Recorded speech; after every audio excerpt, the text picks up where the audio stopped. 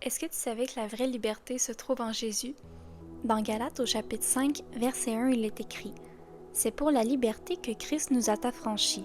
Tenez donc ferme dans cette liberté et ne vous placez pas de nouveau sous la contrainte d'un esclavage. Lorsque nous mettons notre confiance dans le sacrifice de Jésus à la croix, Dieu nous donne son Esprit Saint. Et on peut maintenant marcher selon l'Esprit pour ne pas accomplir les désirs de la chair. L'ennemi va essayer de nous faire croire les mensonges, que la vraie liberté, c'est dans la désobéissance à la parole de Dieu. Et que suivre Jésus, c'est une prison.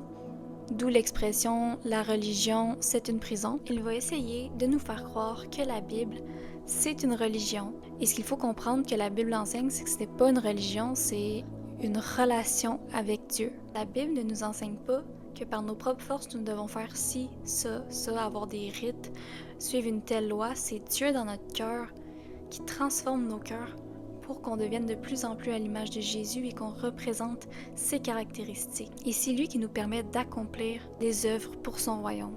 Ce n'est pas par nos propres forces. Nous ne pouvons pas gravir des échelons pour essayer d'atteindre Dieu, c'est pas du tout ça que la Bible nous enseigne. C'est avoir une relation intime avec Dieu et ce n'est pas juste des lois qui nous emprisonnent, ça c'est un mensonge.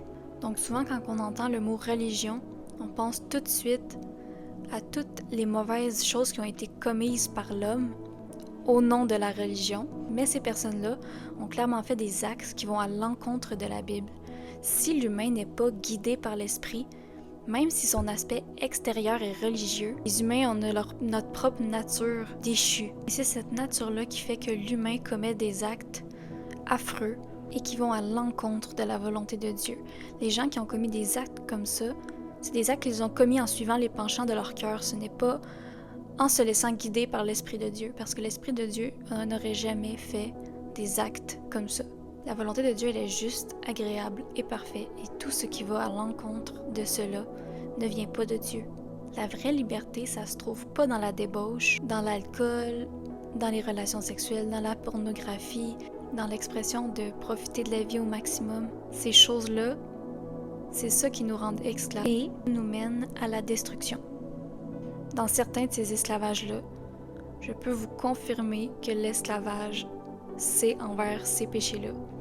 Et ce n'est pas du tout en Jésus qu'on est emprisonné. Avec Jésus, on est libre de ça.